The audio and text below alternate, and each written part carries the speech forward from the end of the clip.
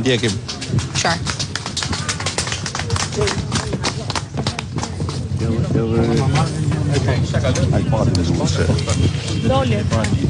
Tani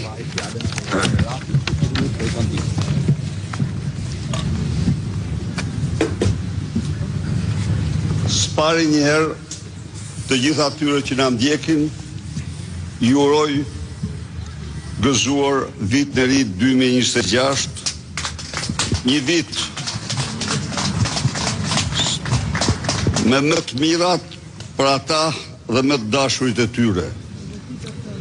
Këtu në lash këtë shënim, në skap lash këtë shënim, Altin Troplinit, pajës së skapit, i mbeti ati, nuk ja vura unë, që kure falis atë Troplinin,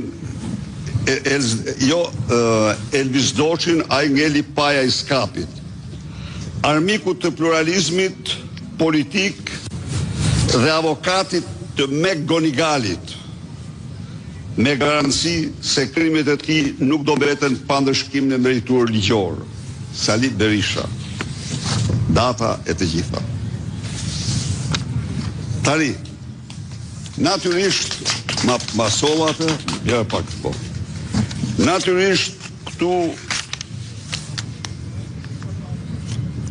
kryefjala, dhe unë e kuptoj se të gjithë unë lezoj në sytë tuaj që e keni Ramadurën tani. Ate po prishti ju se çdo të them unë për Ramadurën. Po unë do them ato që ka thënë Ramaduro vetë.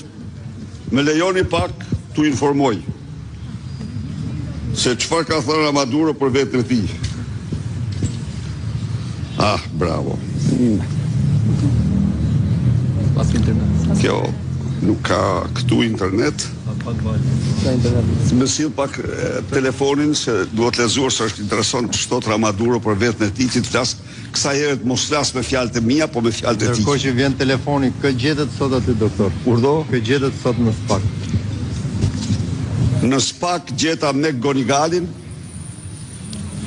i cili po dëshmonte kundër Edi Ramës dhe po e prishte Edi Ramën në ishullin Riker, jo në Metropolitan Petersheri, në Institutin e Vuajtjes Metropolitan, por në ishullin Riker.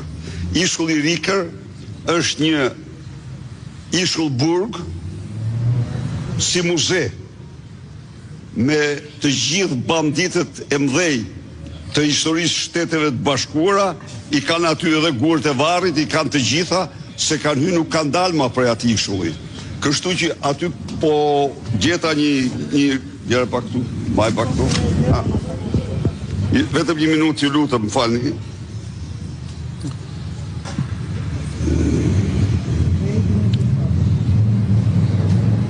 E kërkon pak tani kjo. Ja.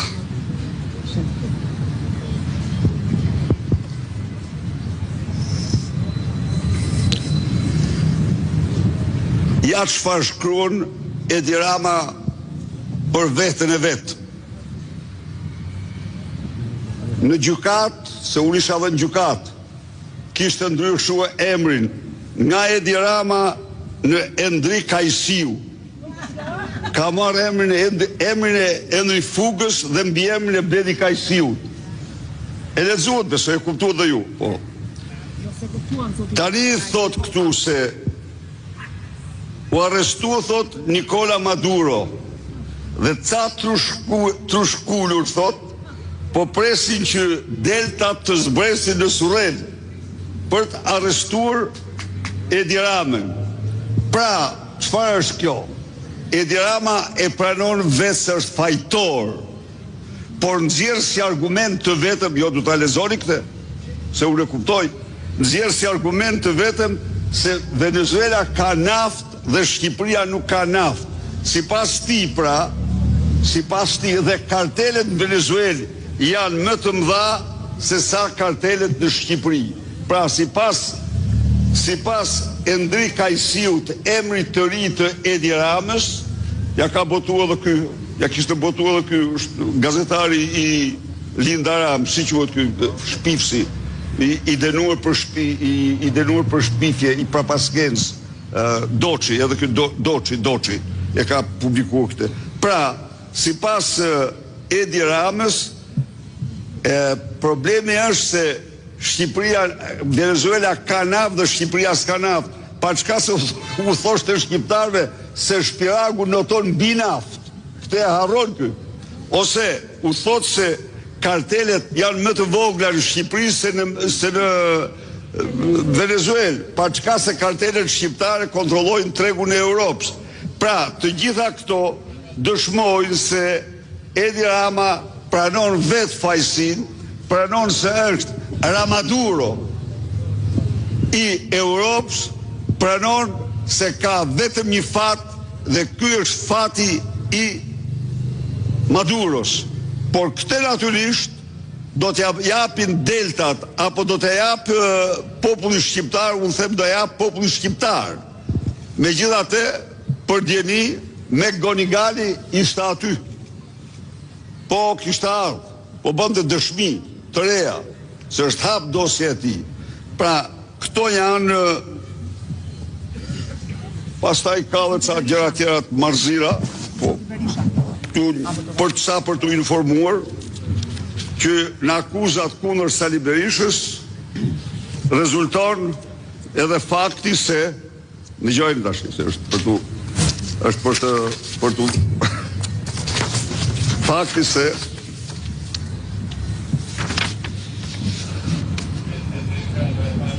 pasi në vitin 92 shtetasi Sali Berisha është zgjedhur presidenti i Republikës Shqipërisë duke qëndruar në pushtet gjerë natë shtatën shtetasit maltezi, që në atë kohë s'kan asnjë lidhje me dosjen Partizani, konstatohet se kanë filluar investimet në përfitim të drejtash mbi pasuritë pa luajtshme.